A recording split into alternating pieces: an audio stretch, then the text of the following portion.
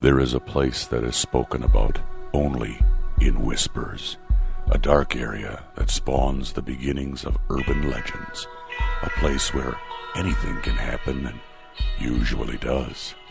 During the light of day, it hides just outside of view, but when the sun goes down, spirits, creatures of the night, roam free, and things do go bump in the night. It is in every state and every country, and there is no escaping it, no matter how safe you feel behind your locked doors and latched windows. So we invite you to turn down the lights and turn up your radio while we join Dave Schrader and Tim Dennis, your hosts, on a journey into the darkness on the edge of town. Hello and welcome. You're tuned in to the best in paranormal talk radio. This is Darkness Radio. I'm your host, Dave Schrader. That's Tim Dennis. And today, we've got news stories from around the world, guaranteed to thrill, chill, and make you spill your drink if you're balancing it on your knee in a dark room while listening. That's all I can say, Tim. I guess I shouldn't have guaranteed, but please don't make me spill, because I actually have a drink with me.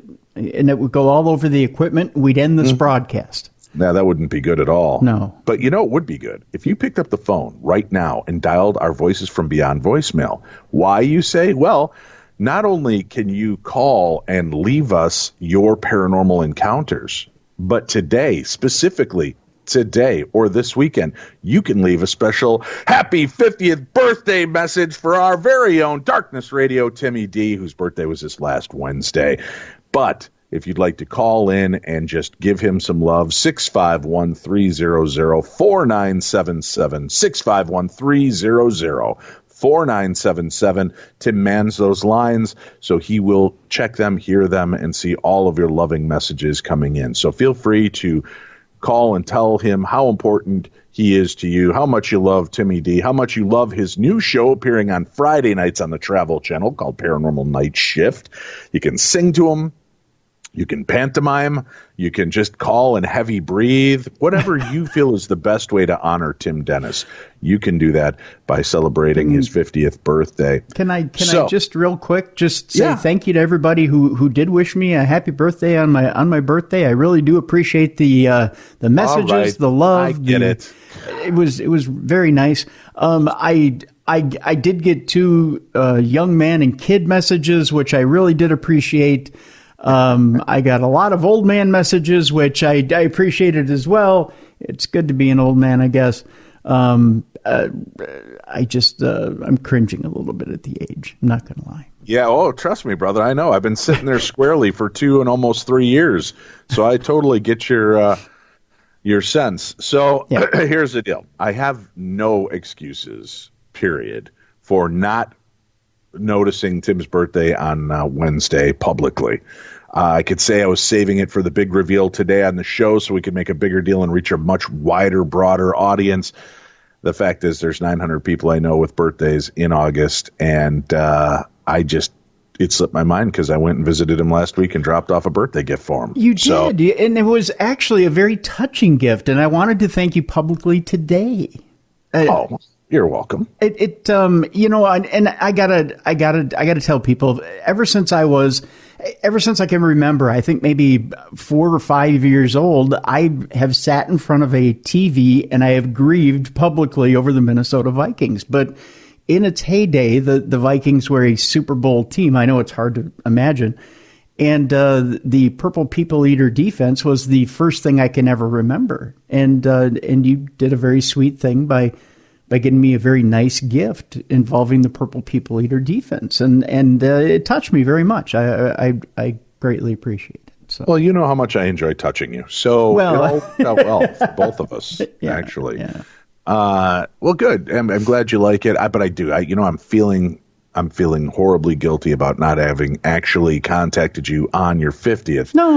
And there's no excuse. It just, I don't know about you, man. And again, this sounds like excuses. My days are meaningless right now. I can't tell you what day of the week we're recording the episode on. I can't tell you. I have no concept of time anymore. Well, in all fairness, I'm going to save you here.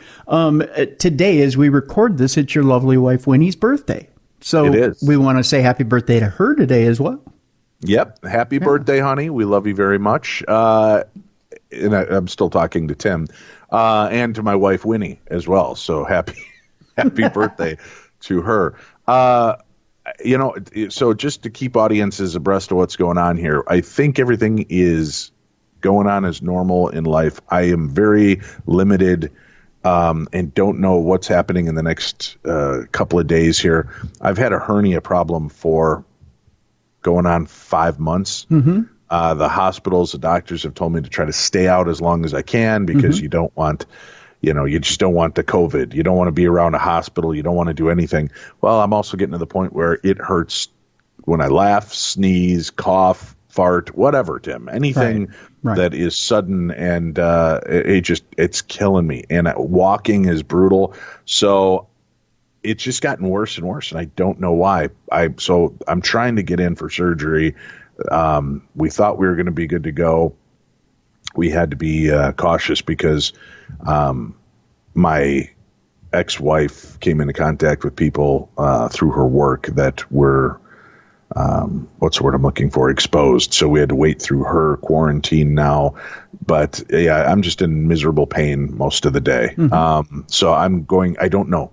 We should be good to go, but I'm just putting this out there. So if they go in and nick my bowels while I'm doing this and I don't make it to the next episodes, I just want people to understand why. And thank you for tuning in all these years to Darkness Radio. It's a scary, dangerous situation, and believe me, Dave made and Dave and I don't live like right down the block from each other, contrary to popular belief. I mean, we're separated by a lot of miles here in the Twin Cities, so it was very nice of him to come up and make a special trip and everything. So it's not like Dave hasn't wished me a happy birthday or made an extra trip or anything like that. So it's there's nothing wrong or nothing going on here or anything. Dave's been in a lot of pain and we communicate every day as it is anyway. So it's not there's nothing unusual going on or anything like that.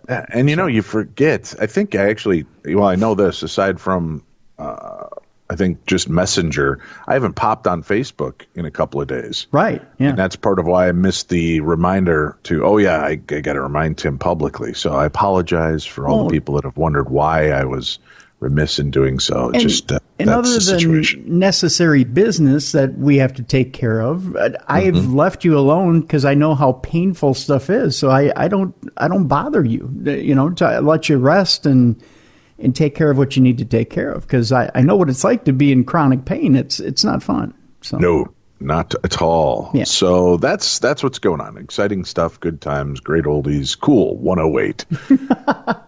Flashback to the old place, huh? Yeah. All right, we've got news stories. We've got your stories. We've got phone calls. That's right. 2 of you loosened your lips' purse strings, and you've allowed yourself to tell your stories. And we appreciate it. So for Tim's 50th birthday extravaganza episode, let's go ahead and share one of those caller encounters right now. And again, if you want to be a part of the show, 651-300-4977, and you can share your story just like this listener. Hi, Dave and Tim. My name is Chris, and currently I am living in the state of Montana. I want to share my very first experience with an Ouija board. I was 14 at the time, lived in a little town in Nebraska. First of all, to let you know that back in the 80s, this was like 1981 or so, especially in the Midwest, it wasn't acceptable for a man and a woman to live together if they weren't married. So we were kind of targeted in that town. Anyway, we would leave our home to go get groceries and come back, and our trailer would be broken into and have feces smeared on the curtains and walls, and have our pipes insulation. We didn't know till later till our pipes froze that they had taken the insulation off of our pipes, and we were pretty sure it was our neighbor. But anyway, So going to the small school there, probably about maybe 40 students from kindergarten till 8th grade. I was the one that nobody wanted to be around because of my mom and her boyfriend not being married and being new. And also, this sounds silly, but being a redhead, my whole life growing up, red hair was not in, and I was constantly bullied about it. And anyway, so because I didn't have any friends, I somehow had acquired an Ouija board. I really can't remember how I got it, but I would come home from school, a bad day, and I would find comfort in using it. I had a bad crush on a rock star, and I would ask, silly questions as a 14-year-old girl would be like, oh, will I ever marry him? And it would say no, and that would be upsetting to me and stuff like that. My mom had lost jewelry and was upset thinking I had something to do with it. And I said, well, no, I had nothing to do with, you losing that. Let's just ask the Ouija board where it's at. And it told us, and it became a natural habit when I would get back home from school. And because we didn't have any money, we never really went anywhere except, get groceries or whatever. So I felt comfort in having something to communicate with. And one night, when I was sleeping, I was woken up and I was laying in bed trying to figure out where a noise was coming from. It sounded like maybe like a mouse or something had gotten into one of the drawers in my room and couldn't get out or something. I just laid there for the longest time listening to this noise, and finally I got the nerve to get up, and I opened up the drawer, and it was coming from inside of the box of the Ouija board. I lifted the top up, and the planchette was bouncing all over the place. It was going all by itself, bouncing all over the place on the side of the board, and it scared me. So I picked it up and ran into my mom's bedroom and crying, and she turned on the light, and she was mad because I woke her up. And she goes, well, just give the damn thing to me and go back to bed, because I had to go to school the next day. And well, anyway, what turned out, she called her best friend who lived an hour away out in the boonies, this beautiful house, and she called her up. Her name was Deb, and said, can we bring this Ouija board out to you? Because I've been having dreams that her boyfriend was trying to kill her, and he was having dreams that my mom was trying to kill him, since she had the Ouija board in her room. And they just kind of laughed and said, okay. So we went out there, and when we went out there, they kind of prepared, like, to scare me, because I was only 14.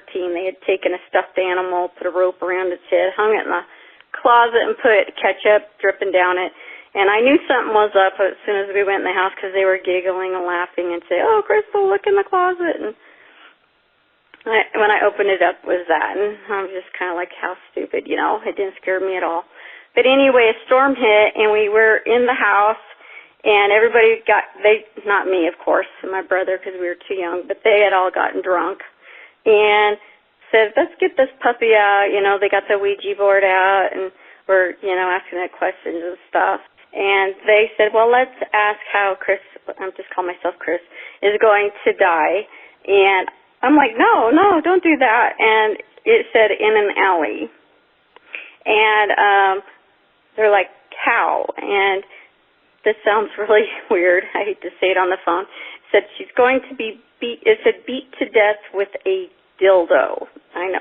I'm only 14. I had no idea what a dildo was. They were laughing their heads off.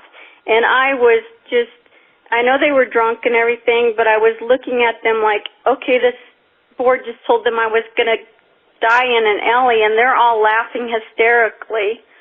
And my mom never did told me what that was. I learned when I got older, of course, what it was. But anyway, that was really awful to me to hear that.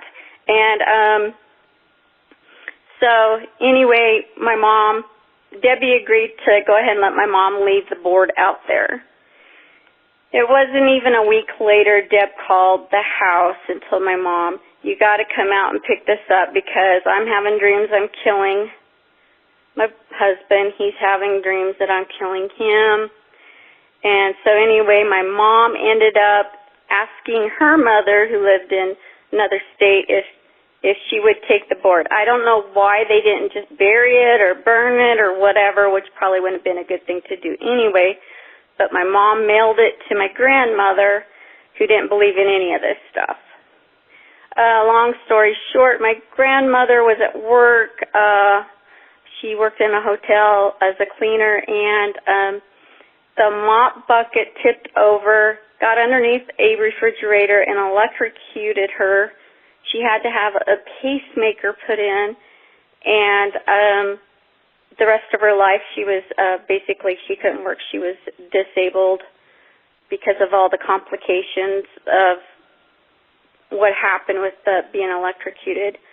So we really do feel that it was because of her having the old Ouija board that this happened. So anyway, that is my story, and I listen to your show all the time, and thank you very much. Keep on the good work, and congratulations on your show. Goodbye. Well, since we're here and we're celebrating Tim's birthday today on the show, many listeners have sent in this story to me for Tim's birthday. Oh, no. Because they knew that this is something he would want to hear, that he is perhaps one step closer to the box of golden, delicious, tasty cakes that are known as Twinkies. Okay. Former Navy Top Gun instructor says that AI defeated a human pilot in a simulated dogfight, but it would have crashed and burned in the real world. Oh, that's a little takeaway, Tim.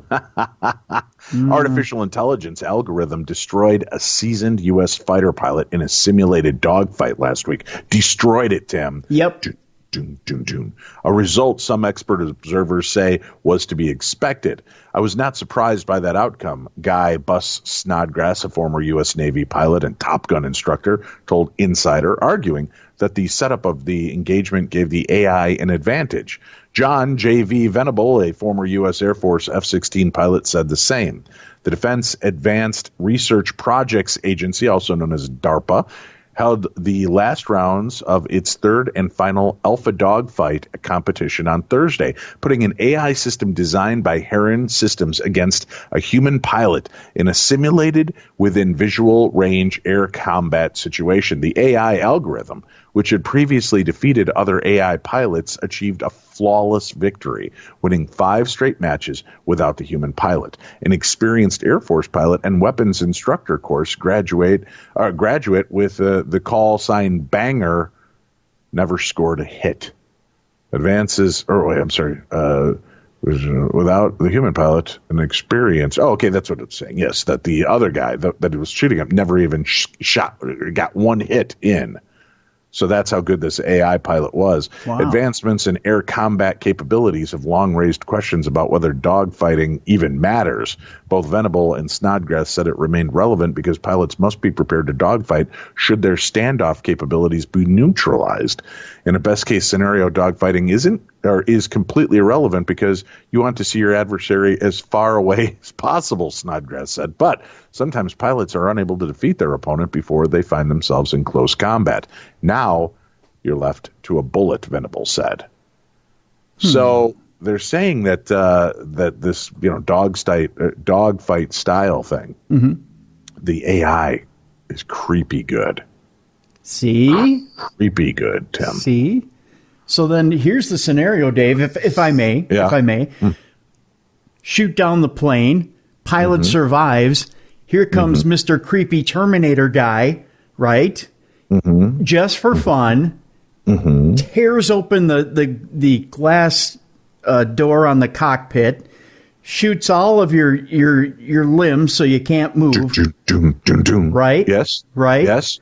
Doom, doom, doom, doom, doom. Then Yes. decides just to start stepping on body parts and break every bone in your body.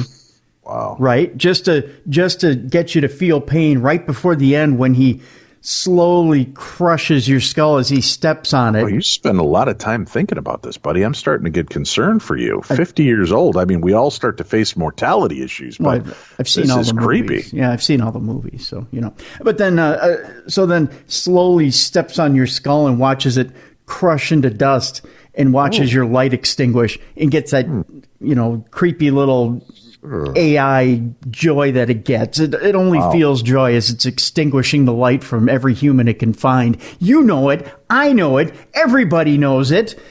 We need to get rid of all technology right now. We just need to go back to caveman days when all we were doing was light and fire with flints. Tim, if we do that, how are people going to tune into the show, and how are we going to record it without technology? Ooh, yeah, you're right. All right, never mind. Forget I said that. Forget it. We can roll back a little bit, but Well, here's a story to cheer you up, Tim. Since we gave your story of AI, it's not to be said there wasn't a challenger to the throne this week. Really? Because a woman pronounced dead was later found breathing at a Detroit funeral home as they were about to embalm her. Ooh. A 20-year-old woman believed to have died was found breathing at this Detroit funeral home. According to an attorney hired by her family, workers at the funeral home were very close to embalming Tamisha Beauchamp before realizing she was still breathing. Oh, God. They were about to embalm her, which is the most frightening had she not had her eyes open. They would have begun draining her blood, to be very, very frank about it, said Jeffrey Feger, an attorney who had been hired by the Beauchamp family. Oh, no. On Sunday, see, people coming back from the dead, AI, it might be a tie. What if the world's overtaken by zombies and AI at the same time? Oh, no. No. Yeah. On Sunday morning, paramedics with the Southfield Fire Department in Michigan responded after receiving a call about an unresponsive woman.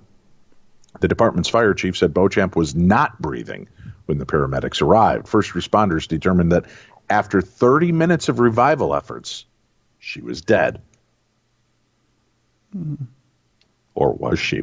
Because there was no indication of foul play as per standard operating procedure. The Oakland County Medical Examiner's Office was contacted and given the medical data.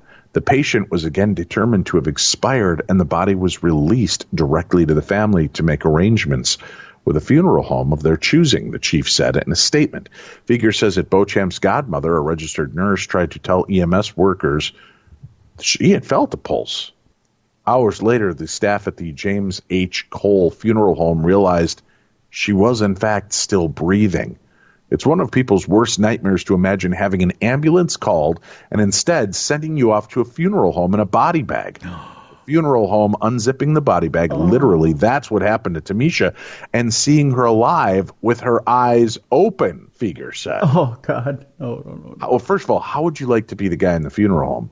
Gets the body, puts it on the slab, opens up the bag, and all of a sudden the eyes open. After all the zombie movies I've seen, two things are going to happen. Well, three things are going to happen. I'm probably going to poop myself. Right, yep. And then I might scream. And then I'm probably going to put like an ice pick through the skull. I was going to say I'd find the heaviest thing I could find and start swinging. I might black out too. Who knows? Oof, that'd be a job I would not want. Beauchamp is in critical condition at Sinai Grace Hospital and is on a ventilator. Feger said that the 90-minute delay Beauchamp encountered by going to the funeral home instead of going to the hospital may end up being critical to her recovery. Oh, no. It is still unclear what led up to the call for the unresponsive woman. A local emergency department physician pronounced the patient deceased based upon medical information provided by the Southfield Fire Department at the scene. Well, shouldn't the department physician check? I mean, here's the one thing. I'm not slamming EMTs. Right. We know a lot of EMTs. My son is a certified EMT. But an EMT's job is emergency medical tech. They're not full doctors. Shouldn't they try to revive? If they can't, bring it into the hospital, let doctors just do a cursory examination? I don't know. That would be my guess. Not just, hey, this is Bob. My brother Doug and I just picked up a corpse, eh? Should we drop her off at the old funeral home? She ain't real responsive, eh? We waved a beer and a donut in front of her nose. She never did wake up, eh? I know I'd come to with a beer and a donut. Right, who wouldn't? So, I don't know. I would, oh, God, Tim, you know the rule. Yeah. If they say they found me dead, you play an old phone ringing. Yep.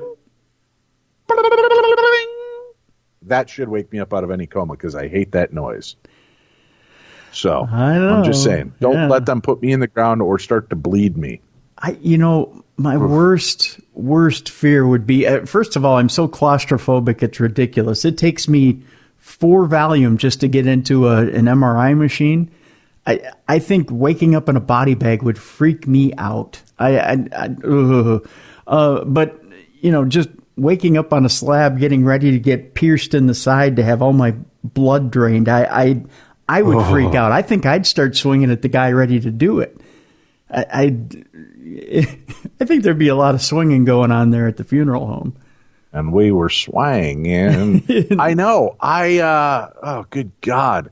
If we have, and I know we do, if we have any of our listeners out there, funeral home director listeners, that have ever had something like that happen where, not that, you accidentally do it, but that you've also found a body before it was truly expired, let us know.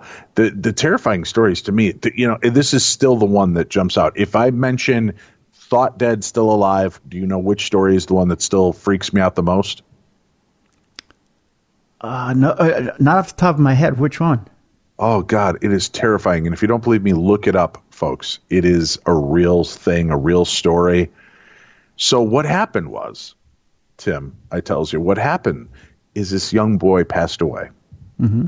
And the family grieved. And as they were having the wake, the little boy sat up in the coffin. Now, Dave, that's not so weird. We want you to know this, that Dave, sometimes the body does things after death, and sitting up is one of those things. The muscles tighten, something happens, gas shifts. But the kid sits up and starts crying and says it wants water. And the parents clutch their child, kiss and love their child, get him a glass of water. He drank the water, then sat back down and died. Oh. I mean, what the living hell? That, to me, is terrifying. Yeah. It's so heartbreakingly sad, I can't even begin to contemplate. Yeah. What happened. I mean, it's so, oh my God, to think you've lost your child and then suddenly that kid sits up and is crying and wants water, and you think, oh my God, this is it. We're good. We're back. Yep. My life is not over, only to have that baby then slip away from you again. Oh my, no. Did I mention no, and no? Oh, man. Talk about a roller coaster. God, unbelievable. Terrifyingly, heartbreakingly unbelievable. I don't, I'm just, ugh. That's to me still the worst story. That and the grandma that got put in the drawer at the morgue, and when they opened it up, she had broken both ankles trying to kick the door open. Oh, yeah. Oh. Yeah, that story. Oh. Yeah, that one was, those are my two right there. Yeah. Oh. Those are some weird noises if you're just tuning into the show right now and just heard that. Yeah. Well, Tim, as if 2020 hasn't been just shit show enough. Mm-hmm. An asteroid is heading our way. I heard about this. Right before the presidential election. This year could end up with a bang, according to the article, Tim. Scientists recently spotted an asteroid on a direct collision course with Earth, projected to hit a day before the presidential elections in November. The flying space object known as 218 VP1 is expected on November 2nd, according to the Center for Near Object Studies at NASA's Jet Propulsion Laboratory. The asteroid is 6.5 feet in diameter, according to NASA data, and was first identified at the Palomar Observatory in California 2 years ago. The space agency says there could be 3 potential impacts based on 21 observations spanning 12 0.968 days, with the chance of a direct impact less than just 1%. But you're saying there's still a chance. That would, I don't know what to think. Yeah, the size of a refrigerator, roughly. Oh, good God. Yeah. Yeah. What are you going to do? What are you going to do? Oh. Although, if you sit and think about it, it will drive you crazy. The amount of near misses that the Earth goes through in even 10 years would drive you nuts. The things that you don't hear about from NASA. Yep, that's true. Would drive you insane. Crazy. Well, let's jump into our next story. Speaking of crazy, and our next story actually comes to us from a listener, Tim. We're going to do a little what we like to call that their real life experiences and such. All right. How about that? It's our paranormal ParaShare segment. Hi, Dave and Tim. Hi. Hi. I hope you guys are doing well. I'm a huge fan of you both and have been listening to your show for about 9 years. The story I'd like to share is about my very first apartment, which, as it turns out, ended up being pretty haunted. First of all, Heather, thank you for the amazing punctuation and writing and spell check. You're bringing a little tear to my eye, Heather. I'm not going to lie. All right. I was young. I just landed a steady job months before, and I was finally ready to strike it out on my own when I found this beautiful apartment in a historic building on the outskirts of Cleveland, Ohio. Built in 1920, it had surely seen its share of tenants over the years. I instantly fell in love with it after touring the place with the landlord, so I signed on the dotted line and moved in shortly after. It wasn't long after moving in that I began to realize I wasn't alone. One particular morning, I was having a hard time waking up for work, and I just kept hitting the snooze on my alarm. The next thing I know, there was a loud clap right beside me. I looked over at my cat, and his reaction told me I was not dreaming and that he had heard it too. His eyes were huge with fear. His ears had swiveled out, presumably to try to detect where the sound was coming from. It was so loud, it couldn't have been more than just a couple feet away. I knew that the unit downstairs was vacant at the time, and my bedroom was situated on the top floor of the outer edge of the building, so there was nobody on the other side of the wall or above me either. As if this wasn't weird enough, the same scenario played out again about a couple months later. This time, the spirit snapped its fingers to try to rouse me. When you're a jet, Tim, all the way. My cat was just as freaked out as I was. I distinctly remember saying out loud, I'm up, and getting out of bed in a hurry. The weirdest experience I had, though, in that apartment was one morning. I went out onto the porch to have a cigarette before leaving for work. Don't worry, guys. I don't smoke anymore. Anyway, the door to the porch had an old-fashioned lock, the kind that's just a latch that fits into an eyelet. Upon finishing my cigarette, I grabbed the door handle, only to discover I'd been locked out. Impossible, I thought. The only way to lock this door would have been from the inside. Frantically, I tugged on the door handle again and again, but it wouldn't budge. Knowing that I'd soon be late for work, I had to punch my fist through the screen in order to let myself back in. Oh, but the story doesn't end here. Deciding that I wanted to get some answers about the spirit that haunted my place, I downloaded a ghost radar app on my phone to try to communicate with them. I left it running by my bedside one night while I was sleeping, knowing that I could check the log in the morning to see if there'd been any activity. The app had a word bank the spirits could choose from to communicate, much like an Ovilus. Between the hours of 3 and 4 a.m., the activity spiked, and several words were spoken. Among them were Italian, fellow, porch, door. To this day, I'm convinced that this was referencing the spirit that locked me out. I never had any feelings of dread or terror while living there. Despite the activity, I communicated with the spirits in my apartment using both the app and my spirit box, and I discovered that there was a female spirit here too. I get the feeling that the Italian man spirit was a prankster and enjoyed scaring me, but in a way that was harmless. The female spirit seemed to be curious about me and perhaps even friendly. I moved out of the apartment just 1 year after, and it had nothing to do with spirits and everything to do with a bad landlord. I live just a few blocks away from the building now, and I think of those spirits from time to time when I pass by. I hope they're doing well and that they're not giving the current tenant too much of a hard time. Anyway, that's my story. Thanks for listening, and keep up the good work on your show. Your friend, Heather. Heather. Thank you, Heather. We appreciate that. Dear Dave and Tim, firstly, thanks for a great show every weekend. And I have to say, you guys, along with Zach and his Ghost Adventures crew, blew the pants off of UK's most haunted rubbish. I think they're talking about the Holzer Files as well. That's what they're, I think. I think because so too, you and I don't have a TV show, but I have a TV show, and you have a TV show. We're both on Travel Channel. Right. That's right, folks. If you haven't heard, Tim's got a show Friday nights on the Travel Channel, Paranormal Night Shift. Go record it, watch it. He will appear on about 8 of the 12 or 13 episodes of the season, and he is one of the experts that'll weigh in on some of the creepy stories, and he's got some creepy stories that they're examining on the show. So check out Paranormal Night Shift.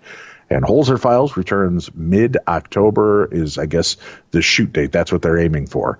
Mid-October on Travel Channel. So how about that? Now that's the news.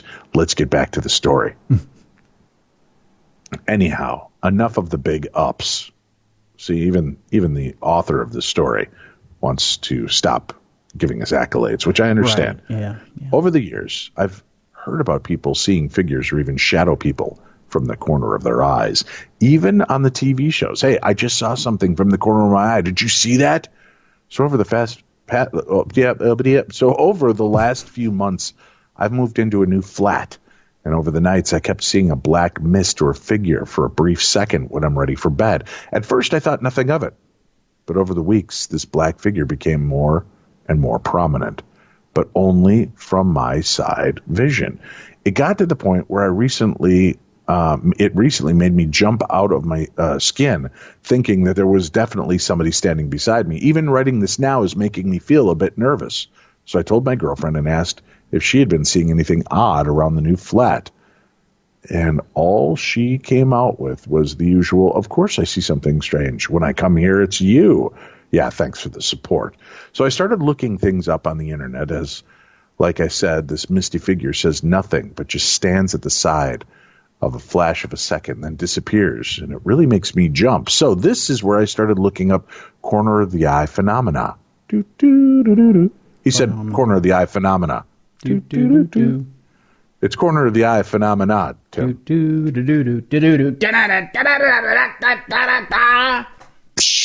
From what I've read, it's a common ghostly sighting. So I read about that.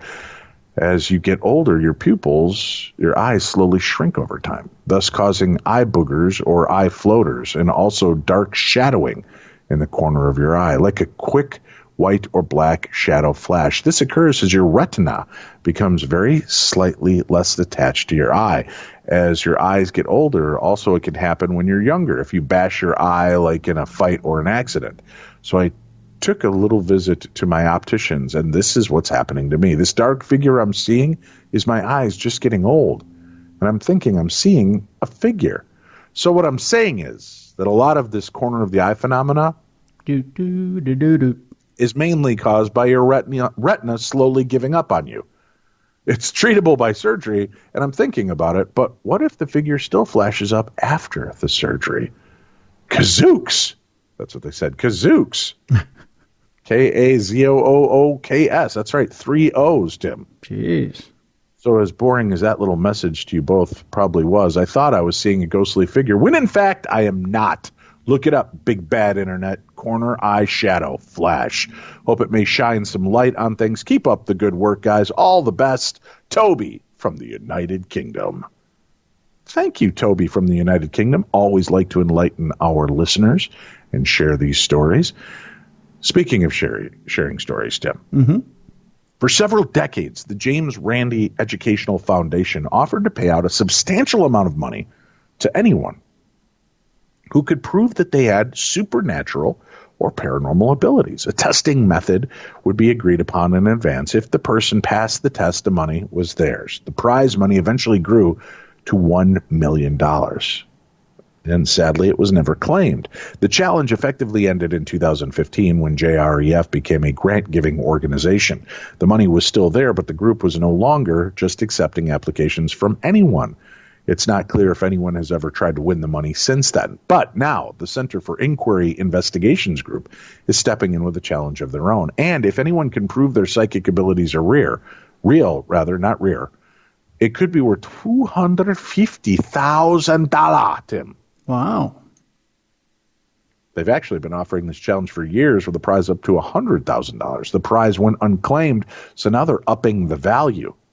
We've been waiting for 20 years for someone to come along and just blow our minds, and while many have tried, no one has proven they can actually do what they say they can do, said James Underdown, CFIIG founder and executive director of Center of Inquiry West in Los Angeles.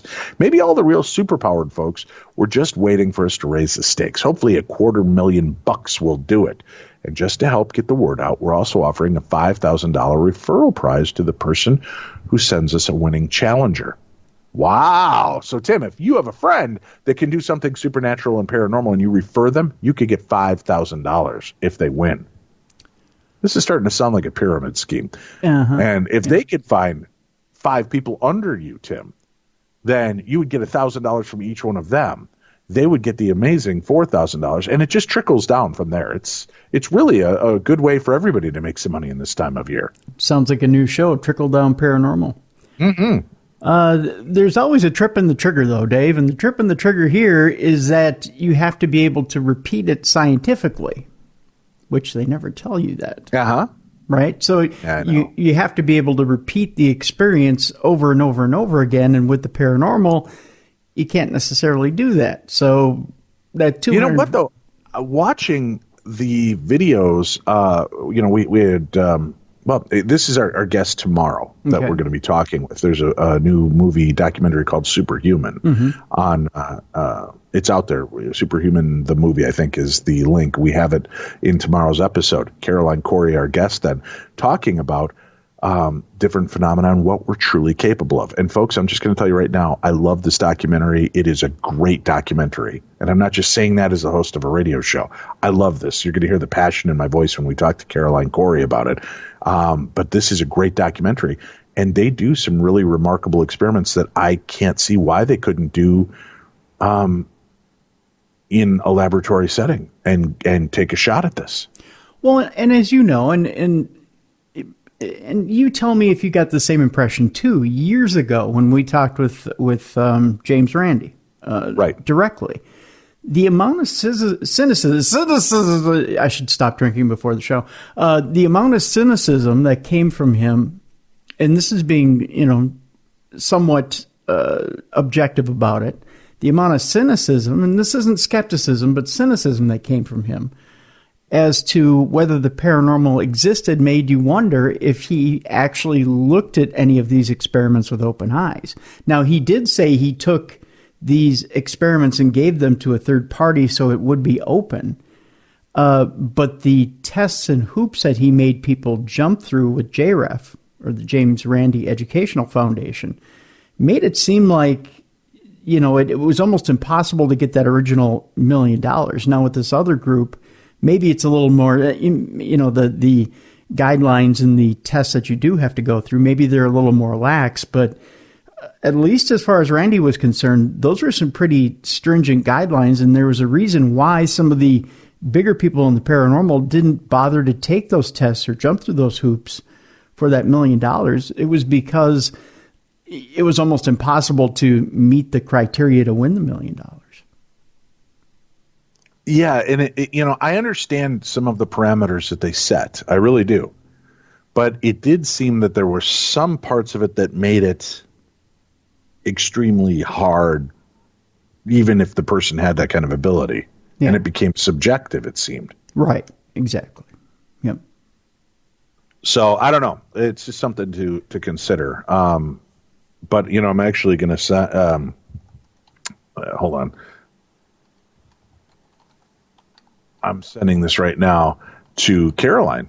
Okay. These might be something she could take a look at for maybe a follow-up to Superhuman, this story. And I'd like to see, I don't want to give anything away because I want you to listen to the show tomorrow, but we talk about some of the experiments that they did, and I watched it, and some of them seem very easy to do in a lab setting. Okay. And why couldn't you win? Yeah. Just something to consider. But anyway, in response to a question about this challenge and how it compares to the JREF one, Jim Underdown said, "We consider Randy one of our mentors. We deeply appreciate his guidance over the years. The most interesting part of the application may be the part of the agreement that says bluntly, I understand previous applicants have experienced public embarrassment, humiliation, or other emotional states after the demonstration's negative results. And I am willingly risking the same." Hey, that's honesty for you. If you want to take the test, you need to be prepared to deal with the public repercussions of failing the test. The group says it has actively reached out to Tyler Henry, whose Hollywood Medium show airs on E, but for whatever reason, he hasn't yet responded. So I don't know. That's something to consider. I think we should invite them on a show to discuss what the real parameters are and maybe just get the answers directly from them on what they expect. Yeah. So why don't we do that? We'll aim for having a show with the skeptics and talk with them about this contest and what all it would take to get that handled. We're going to take a quick break right now. We've got more of your stories. We've got another call. We've got more news from around the world. That's all coming up. Stay tuned. You're listening to the best in paranormal talk radio on this, Tim's 50th birthday celebratory day, right here on Darkness Radio. Hi, this is Kelsey Grammer. When military service members head into battle, none are expected to face the enemy alone, but many return home and become isolated as they struggle with the visible and invisible wounds of war. It can be difficult knowing how to overcome that challenge and rekindle bonds similar to those formed in the military. Wounded Warrior Project supports these injured veterans through their recoveries by connecting them with fellow warriors and their communities. No one should fight this battle alone. Join us at woundedwarriorproject.org. There are everyday actions to help prevent the spread of respiratory diseases. Wash your hands. Avoid close contact with people who are sick. Avoid touching your eyes, nose, and mouth. Stay home when you are sick. Cover your cough or sneeze. Clean and disinfect frequently touched objects with household cleaning spray. For more information, visit cdc.gov/COVID-19. This message brought to you by the National Association of Broadcasters and this station. We're back. This is the best in paranormal talk radio. This is Darkness Radio. And got some exciting news, folks. Big changes are coming mid-September. We want you to keep up on these. Keep checking darknessradio.com. It's important. Check darknessradio.com for these announcements. Exciting stuff we're going to be adding, changing, and implementing on the program. And that should be around mid-September. So keep listening to us as we lead up to that. We'll let you know more and how you can check it out. Remember, you can keep checking our Facebook pages, our social media pages. But if you go to darknessradio.com, you'll find links to Tim and I, so that you can follow us on Instagram, Twitter, Facebook, MySpace, wherever we're located. You can find us there and keep up to date with all the cool news and exciting things that we have that are about to happen here. So keep that in mind. Just something to keep you going. The Surrealiter, Tim, that's the new TV show that's being worked on for Sci-Fi Channel. Oh, really? As television productions resume in Canada, Sci-Fi has officially ordered the new series, The Surrealiter, to a 10-episode first season and has announced the upcoming supernatural drama's main cast. Okay? Mm-hmm. Developed for television by showrunner and executive producer Greg Olson, the upcoming series follows a group of realtors and renovators tasked with flipping haunted houses by purging them of the paranormal demons and denizens that have driven out other prospective buyers. How about that? Huh? I'm just saying, that sounds pretty intriguing. Yeah, it does. And it's the same one that's been talked about for, same kind of show premise. It's been around for quite a while. As a matter of fact, Jeff Belanger and I filmed a sizzle pilot reel for a series just like that. We did about 10 years ago. Yeah. With Mally. Mally, as a matter of fact, was part of it. Yeah. Oh, that was a show you weren't a part of. Yeah. But you are a part of a show now. Yes. Yeah. So there you go. It all works out in the end, Tim. Isn't that exciting? It is. Yeah. Yeah. So anyway, so this new series that has been ordered by the Sci-Fi Channel, developed again by showrunner and executive producer Greg Olson, will follow these realtors and renovators as they kind of clear these houses. The series features an impromptu Schitt's Creek reunion between Tim Rozon and Sarah Levy, with Rozon leading the cast as Nick Roman, the owner of the Roman Agency, a real estate firm specializing in renovating haunted houses. Levy stars as Susan Ireland, what, really? Oh, Sarah Levy. Okay. Yeah, I was thinking Schitt's Creek. I was thinking of Eugene Levy. Right. And sudden I saw Levy is playing a female role. I thought, boy, that's really stretching the boundaries of acting. But, who am I to judge? Yeah. But no, Sarah Levy stars as Susan Ireland, a realtor who doesn't believe in the paranormal despite all the evidence to the contrary. Rosen also reunites with Winona Earp co-star Savannah Basley, different connotation, who portrays Roman's office manager Zooey L'Enfant. So there you go. Rounding out the main cast are Adam Corson, who portrays Father Phil Orley, the agency's residential spiritual expert. So this is not a reality style TV show, Tim. This is a regular drama or comedy or dramedy or I don't know, rom-comedy with paranormal implications. I'm not sure how that's going to work out. Right on. They're going to start filming in September. So there you go. All right. Sounds like it could be a fun one-season show. A one-season show. Well, you're right. I mean, they never do seem to take off when it's not reality-based, when it's a scripted comedy or something like that. Well, Medium did well for like 6 or 7 seasons. I'm talking like on the comedy side. You don't. Oh yeah. They don't tend to land. The Ghost Whisperer. Now you've got that. What We Do in the Shadows is kind of a paranormally themed TV show. Yeah, and that's still doing pretty well out there. And then there's that new one by Simon Pegg and Nick Frost, I think. That is a paranormal themed TV show that's I have not yet seen it, and for the life of me cannot remember the name of it. Well, there you go. See, you just proved my point. But it's supposed to be doing pretty good. So just something, I don't know. Yeah, I know what you're saying. I'm picking up what you're putting down. I'm just saying though that there's there's not one out there that's overwhelmingly blowing away the public and no. Yeah. Nope. Yeah. No, there's not. Yeah. We'll see. We'll see how it turns out. Let me see here. Looking through my stories to see what might be cool to share with you next. I had, how about this?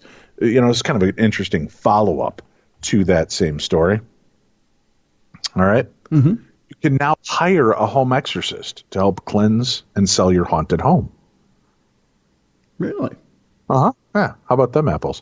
So what you do is you actually, we just talked about a comedy TV series that's saying that, that's what the premise of the entire program is. Right. This is a real story. Huh. So you can now hire a home exorcist to cleanse your home. Salt Lake City, Utah, KUTV, the Cut is reporting this. Would you purchase a house rumored to be haunted? That's the question. If you said no, you're among the 61% of Americans that would not buy a home if they thought it was haunted, according to a new study. To help owners of haunted homes cleanse their property, you can now hire a home exorcist to get rid of bad vibes, ghosts, and demons.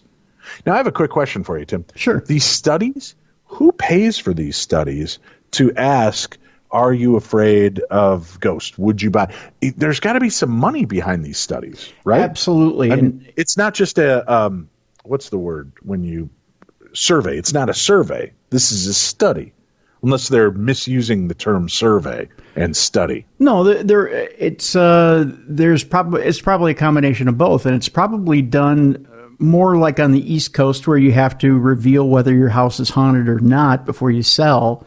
And it's probably done either by like the National Realtors Association or by someone who makes a profit off of commissions with homes.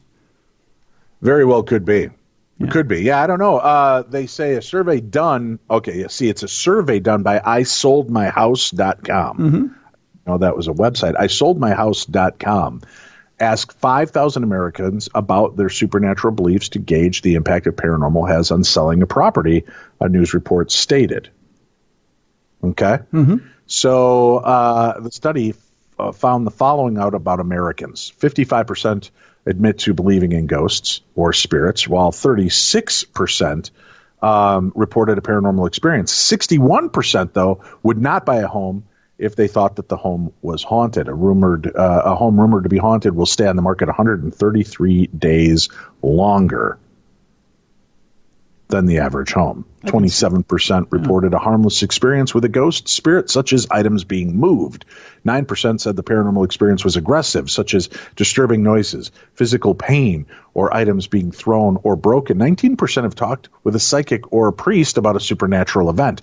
To help combat these statistics, isoldmyhouse.com is partnering to offer a new home exorcism service, which is free. The website explains how it all works. We've partnered with an exorcist to offer a home exorcism service that will ensure your property is empty of any apparitions. How do you do that? How do you assure that they're going to be emptied of that? I don't think you can. Yeah, that seems like shenanigans to me. Yeah. You'd have to prove that it existed before you could prove that you cleared them. Right, yeah. I don't know. The free service will be facilitated initially by a remote video call between the homeowner and our exorcist, who will be able to diagnose the issue if there is one and offer advice on how to deal with any paranormal activity. In the case that a home visit is required, the homeowner and exorcist can discuss costs moving forward. The study also found that the most haunted states, according to where people report ghost sightings and hauntings, you want to know the top 10 states? Let me take a guess here. I'm guessing we're going to go Eastern Seaboard, New York, Connecticut, Massachusetts. None of which appear on here so far. Really? California? Yep. Oh, no, Massachusetts. I'm sorry. Massachusetts is number 2 on the list. You are right about that one. Okay, Maine? No. Rhode Island? No. Florida, South Carolina? Nope and nope. Kansas actually is number 1. Kansas? Yeah. Home to Fort Leavenworth, Kansas is recognized as one of the most haunted military forts in the United States. The apparition of the fort's father, Fred, is known to roam around the chapel. Massachusetts listed as number 2. Number 3, Texas. Number 4, Washington. And they're talking D.C. Oklahoma, number 5. Pennsylvania, number 6. Iowa, number 7. Kentucky, number 8. Alaska, number 9, and Colorado is number 10. Really? I call shenanigans. I got to guess places. Well, you know what? But maybe places like New York and California are so busy. That could be, yeah. That they just don't notice all of the strange things that happen. But you know who do notice these things? Our listeners, Tim. And they take note, and they call in and tell us their stories. And you can, too. 651-300-4977 is our number. And we want to hear from you. How do you do that? Well, it's real simple. All you have to do is pick up your phone. You have one. I know you do. And then give us a call. 651-300-4977. It's just that simple. Then what we do is we listen to your calls and share them on our upcoming programs. It's that simple. Who wouldn't want to be a part of this? That's what I want to know. Why wouldn't you want to call in and share your strange and supernatural stories? They can be funny, heartwarming, uplifting. They can be scary. They can be ghosts, demons, angels, Ouija, Bigfoot, Loch Ness Monster, aliens, abductions, whatever you've got. We want to hear about it. And all you got to do is pick up that phone and give us a call, just like this caller did. Hi, Dave and Tim. This is my story. About a year ago, my in-laws purchased a beautiful beach house in Miramar, Florida. My mother-in-law posted a picture of the new place on Facebook and asked her friends for some ideas on what to name the new place. As I looked at the picture, I was so excited. The place was so charming, and I couldn't wait to spend our vacations there. From the picture, I could see that it was seated several yards from the road, surrounded by mature landscape and a lily pond. The home is 3 floors with what I would call a widow's walk on the top floor. This is really just a large square room surrounded by windows and decks on all sides. As I looked at the picture, I had a strong impression that the widow's walk was not as empty as it should have been. I could see a woman with long dark hair pulled into a loose bun. I wondered if my family knew they would be sharing their vacations with a ghost, but I decided to keep it to myself as they were somewhat frightened by the paranormal. Let's call them BBC, curious but chicken. A few weeks ago, we got to spend an amazing week in the beach house. Upon arriving, my mother-in-law gave us a tour of the home, and we settled into our rooms. At first, I didn't feel anything peculiar and started to think I was mistaken about the woman in the widow's walk. That wasn't until my sister-in-law asked me if I thought it was possible there was a ghost upstairs. I asked her what in the world made her think of that. She went on to tell me that her son, who is 18 months old, keeps waiting and smiling at something upstairs. She also told me when she carries him to their room on the second floor, he will put his fingers to his lips and make a shh noise to tell her to be quiet as they ascend the stairs. At that point, I felt I had to come clean, and I told her I believed there was a woman on the third floor. She didn't need to worry because she didn't feel like a threat. I thought she was kind and she was just waiting for someone. A few days into the vacation, I heard a woman say my name from behind me as I walked down the hall to my room. I actually turned and said, "What?" only to see the puzzled looks of my stepson and niece staring back at me. This is where the investigator in me takes over and I decide to do some EVP work while everyone's asleep and the house is quiet. Again, I don't want to frighten my sister-in-law anymore, as she is now too scared to go to the bathroom upstairs alone. As I sit down with my recorder, I say a little prayer and introduce myself. I invite her to join me and ask the usual questions. I get nothing. The audio session was a complete failure. The sound contamination was awful. Remember the lily pond I mentioned earlier? Well, it was filled with amorous frogs who were doing their best to seduce the entire frog population of all of Florida and the surrounding states. I gave up and went to bed feeling disappointed that I had not been able to connect with this lady. Finally, a few nights later, I was alone in the kitchen cleaning up. I stood with my back to the room as I wiped down the stovetop. As I looked up at the microwave above the stove, I saw the woman cross the room behind me in the reflection of the microwave door. She looked nearly solid to me. Her hair was down and she wore a white nightgown. She seemed very busy to me as she moved in a hurried manner. She didn't seem to take notice of me at all. I said, "Hello," but she was gone. She just disappeared into the pantry. I'm going to do some research on the home to see what I can find out. It's not an old home, so it doesn't fit the romantic storyline of the widow walking and waiting for her love to return from the sea. Not to mention, you can't actually see the sea from the house. The beach is a 5-minute walk away. Anyway, I'll let you know if I find anything cool. Thanks for the years of podcasts and the zillions of giggles. The two of you make my day. Love and light, Parma. See how simple that was, Tim? It costs nothing to do it. You can be a part of the show, and all it takes is you to dial a phone. Yeah, I think everybody here can dial a phone, don't you think? Well, what about someone who would... Well, forget it. I was going to make a really bad joke, but I'll digress. Please, digress away. But here's my point, is it's simple. It's free for you. It's exciting for us, and our listeners worldwide get a chance to hear from other amazing listeners that have stories to share. So why not be a part of the fun and give us a call? 651-300-4977. You'll be featured on an upcoming episode of our program, and that's exciting. To me, that's exciting stuff. Oh, yeah, absolutely. Yeah. So be a part of the program and share. Tim, 50 years in. Oh, God, yeah. Yeah, 50 years. You're 50 years old now. Whew, boy. So what advice do you have for listeners about living life now? Now that you're on the backside of life, now that you're on the downward spiral, if you will. Now that the hill before you has begun to crash, I'm just asking, what would you say is some advice that you would give to our brilliant listeners around the world for, just to take with them? What? Honestly, as a kid, I never thought I'd get to be this old, so I don't know.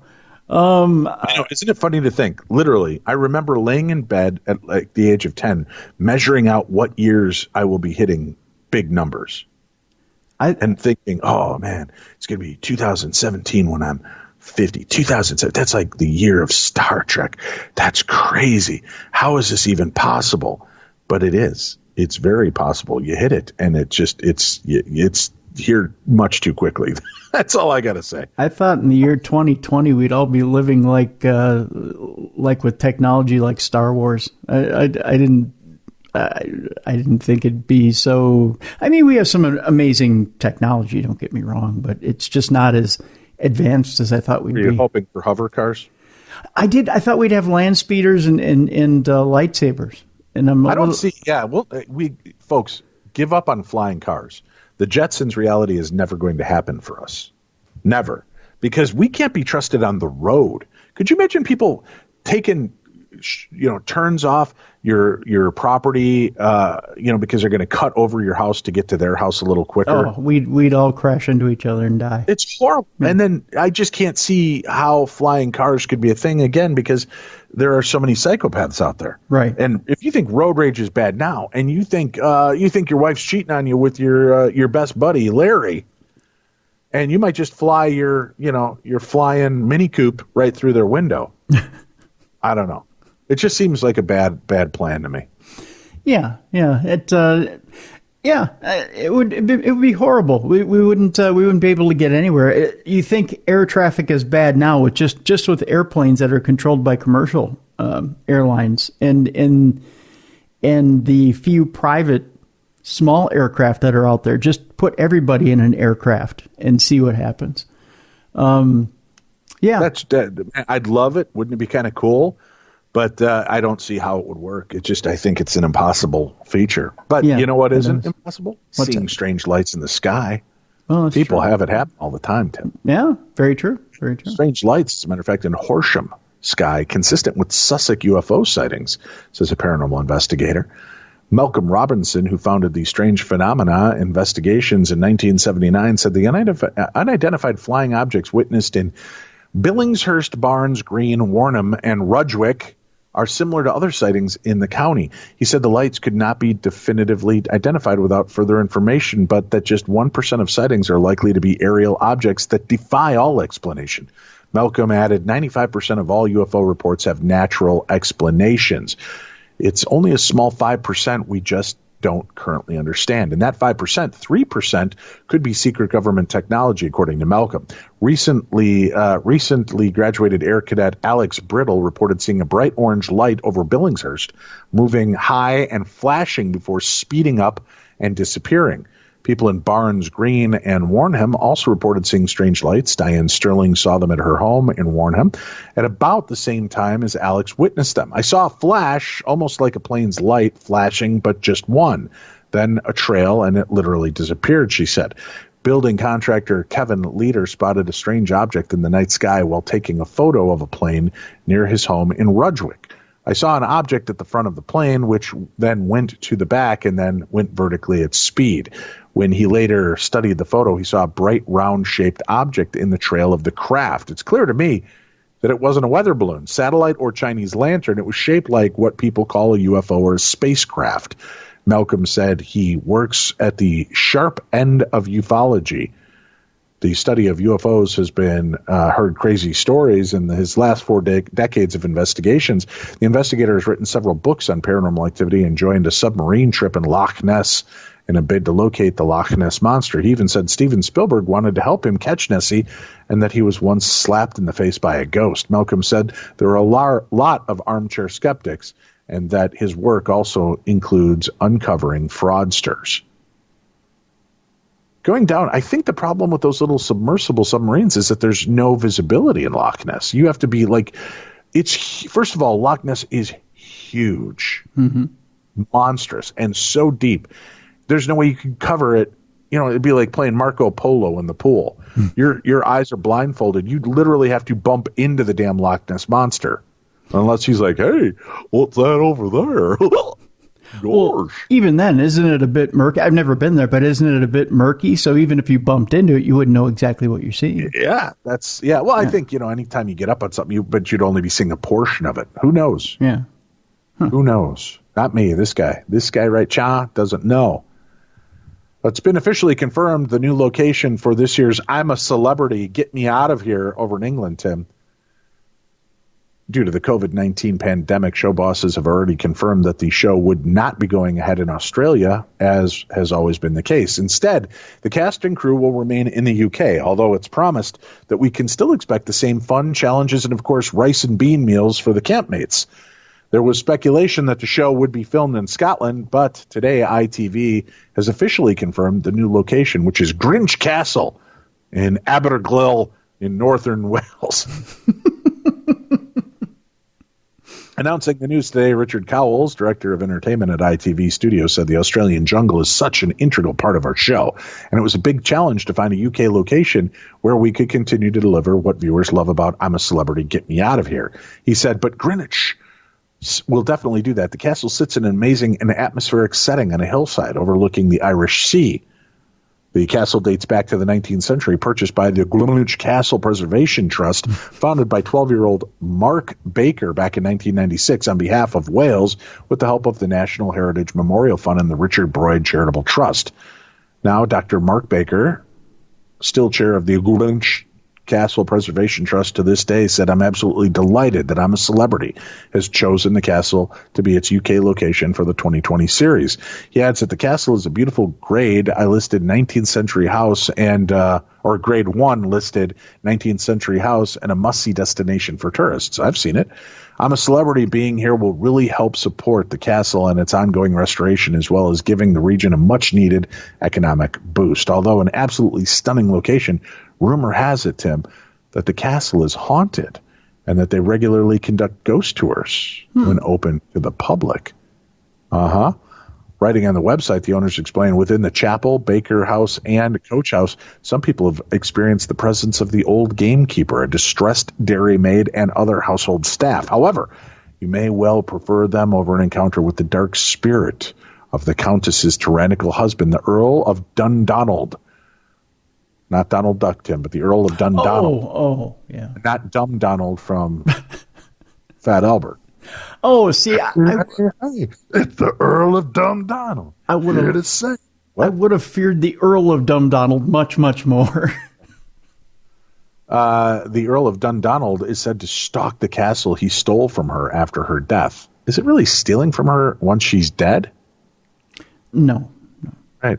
Inherited, I think, is a term we use in the United States. It's exactly what it is, yeah. I don't know. Maybe I'm being too picky. I'm just saying that's the way it seems to be. Meanwhile, a former volunteer at the site says the handrail gave way to nothingness, and I felt something propel me up 3 stairs. Up 3 stairs. Seconds later, my colleague told me that the butler died right there on the same staircase. I hadn't told her what just happened.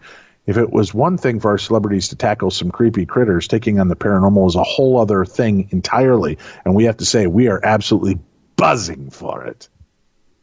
So that's pretty cool. Yeah. We're gonna reality series locking people in like Big Brother, like when this help Get Me Out, I'm a Celebrity, or whatever it's called.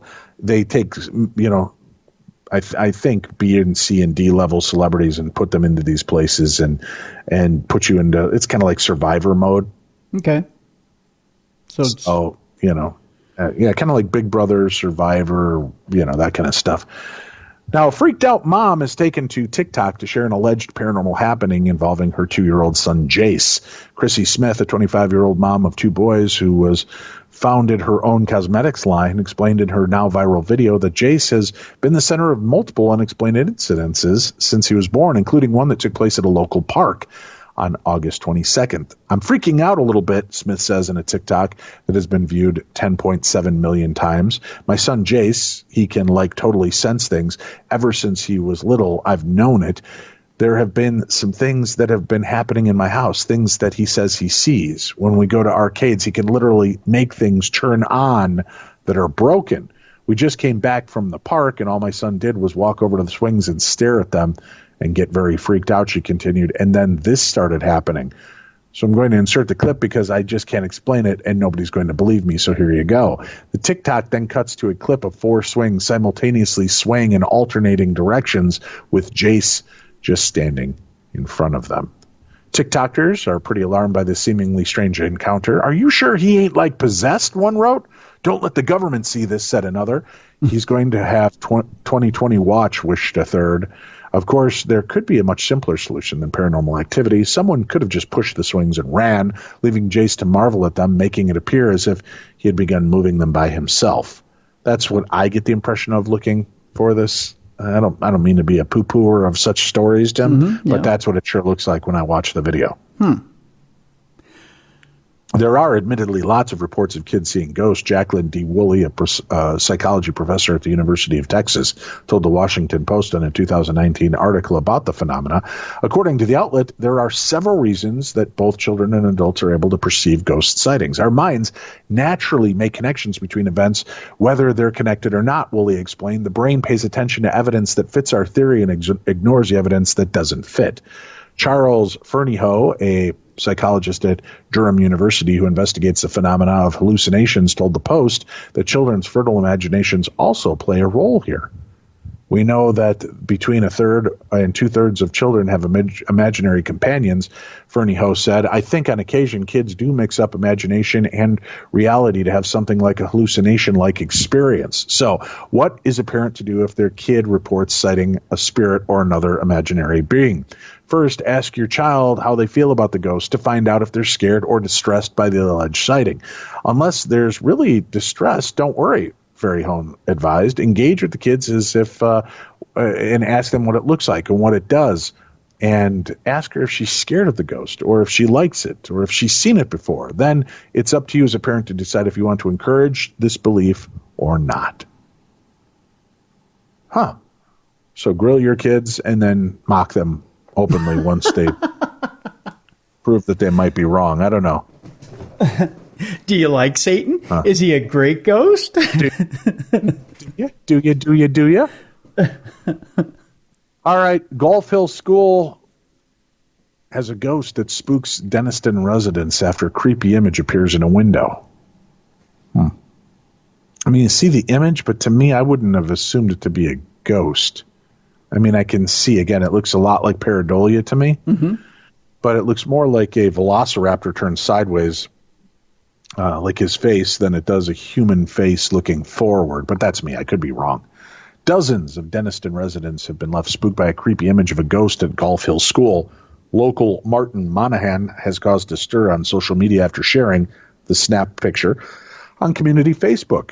Denniston information page. The photo appears to show an old woman peeking through a window at East End School, which was laying derelict since 2007. At closer inspection, two faces appear side by side, and commenters were quick to refer to previous rumors of a ghost who lived in the school, a young girl who allegedly used to wander around the halls of the top floor. Yet others believe the image bears an uncanny resemblance to Donald Trump, or perhaps even Boris Johnson. Speaking to Glasgow Live, Martin said his friend John Stewart, who took the photo back in January of the year, hadn't noticed anyone in the frame when he originally took the picture, only to be shocked when he later looked through his photos. Meanwhile, Martin says paranormal experts have reviewed the image and believe it to be unexplainable. I don't know about that. He added, John was out with a couple of friends taking pictures of Golf Hill School. The school is due to be demolished soon. That was a weird little sentence, but it's a lot of D's and B's. My mouth did not want to wrap around, Tim. The school is due to be demolished soon, and friends wanted some pictures to remember the school. When John got home, he looked through his photos and got freaked out as he didn't remember seeing anything odd whilst taking pictures. But the creepy image did stand out. John said, I'm not really a big ghost enthusiast, but this image certainly haunted me and my friends. The picture has been sent to paranormal experts who agree the image is certainly unexplainable and that there are actually two heads right beside each other. We returned one night about a month ago and shined a torch up the night, but didn't see anything. We are non-religious and don't believe in ghosts, but when you see something freaky, you can't unsee it. Well, what they needed to do is take a picture of the windows again to see if that image, which I think will always be there because it looks like a flaw in the blinds, like it's a dirty blind or something that's in front of the window. Yeah, you're right. They should have at least taken double exposure, maybe multiple exposures to see if that changes at all. Yeah. All right. Well, UK's third oldest university is the site of paranormal activity, according to this report, Tim. If you've ever thought of visiting spooky places around the world, then the oldest university of the United Kingdom will surely give you goosebumps. According to a report in My London, London's oldest university is said to be one of the world's most haunted universities. No deets about the haunted university? We've got them for you. University College London is the UK's largest university and also one of the most haunted universities in the world. Residents told tales of ghosts of a young girl whose spirit is in the university. Notably, London College has become the first secular university in the UK that has admitted students without checking their religion. UCL's campus is based in Bloomsbury with huge apartment buildings spread across central London. Being after such a prestigious university in London, it has also been the site of alleged paranormal activity. Do you want to know why UCL is haunted? Well, we're going to tell you. People have claimed that the university building is haunted by a young girl, Emma Louise, who appears if you repeat her name thrice, Tim. That's a fancy way of saying 3 times. Ah, yes. Yeah. Yeah. So if you go, Emma Louise, Emma Louise, Emma Louise. Oh, no. But you have to be at the university for her to appear, Tim. So if they turn on the radio show right now and play that part in there, they don't even have to be the one to say it. I did. Reportedly, the girl was killed in a tunnel between the modern building, which has now become student accommodation, and the older cruciform building. As per the results, students once tried to say her name 3 times. They heard the laughter of a girl. Also, they found words written on the wall. However, for such old buildings and universities, haunted tales are unsurprising. According to My London website, the Cruciform building is now home to the Wolfson Institute for Biomedical Research. Earlier, this building was used to be a hospital, which made the paranormal activities even more horrifying. The bizarre thing is that the students now sleep in the same building as the alleged ghost sightings. How about that? Yeah. Yeah, I'm just saying, creepy stuff. Yes, indeed. Let me go back. We're going to read another email, Tim. Why? Because, people have taken the time to jot to us, so let's read it. Folks, do me a favor. Again, don't send them to me on social media. Send them to me here at dave@darknessradio.com. The social media ones get lost so quickly, it's impossible for me to find them again. I get so many messages, and they get pushed down. There's no way to flag them, mark them, put them in the oven for baby and me, whatever. It doesn't work well. So I need you to just do me a favor and email them to me, and that'll be the best way to go. Dear Duo of Darkness, I'm not sure if Dave is skipping my emails due to my bad spelling or if I ended up in a spam folder, but I'll try my luck anyway. It's a little passive aggressive, but I'll start off with the email. It could be one of all of the above. In September of 2017, I lost my eyesight for almost 6 months due to inflamed optical nerves. Both were at less than 5% of regular sight, and for the first few months, I was too focused on managing day-to-day life to realize that something was off. While I slowly regained partial eyesight, I am now about 30% and am probably stalling there. I was stuck with a very blurry black and white visual spectrum with a touch of yellow due to the pretty much every person in my life was a shadow person if they were more than 5 feet away. There are only a few things that scare me, but someone or something sneaking up on me is a pretty good way to make me jump. Why am I telling you this? Because since early 2018, when my sight was becoming somewhat more reliable and less blurry, I started seeing moving shadows amongst regular people. At this point, my sight wasn't good enough to be able to recognize people or their facial features, but I had a touch of color in my vision. Even now that my sight has progressed to a stage where I can navigate around pretty safely and have some color in my world, I still see those damn things. A while ago, I sent you an email about seeing shadow in a hospital, especially while I was at the ICU. I sent you an email a while ago, but, well, a little bit more passive-aggressive nature here, Tim. Anyway, I told a friend about these visions a day or two after I sent you the email. She referenced the CBS to me for the first time, and that is the Charles Bonnet syndrome we talked about on last week's show. She referenced Charles Bonnet syndrome to me for the first time, and it made my life a lot easier. I'm still twitching when I see shadows moving where there should be no shadows, or at least no movement, and I'm more comfortable being able to believe that this is just my imagination. I also have less frightening visions, usually when I close my eyes to give them rest or before I fall asleep. Those are in bright colors, something I haven't experienced for years, they seem to be visual memories of things I've seen before. Sometimes those visions are comic book characters. Sometimes it's almost like they're pages from a book or a newspaper. Alas, those images scroll by at such a high speed I can barely make out what is passing in front of my eye. I looked up the description at Wikipedia again and found that this condition is considered visual release hallucination, a type of psychophysical visual disturbance and the experience of complex visual hallucinations in a person with partial or severe blindness. I often wonder if those hallucinations are something that we experienced earlier and that was literally burned into our brain, coming back as a hallucination to haunt us like a living nightmare. You mentioned several cases that had positive visions before the scary ones set in, although it seems that the negative visions appear at a higher percentage. Maybe there's a psychological barrier that blocks us from the negative memories while we are still in shock over the sudden loss of our eyesight. And only after somewhat settling into our routines do these visions slowly come to the surface. I would love to know if there are folks out there that had visions of something they were not familiar with, or something that didn't scare them before they lost their sight, like the gent who saw the girl from the Ring movies. I have many more stories of things that happened since I lost my regular eyesight. Most of them are somewhere in your email account.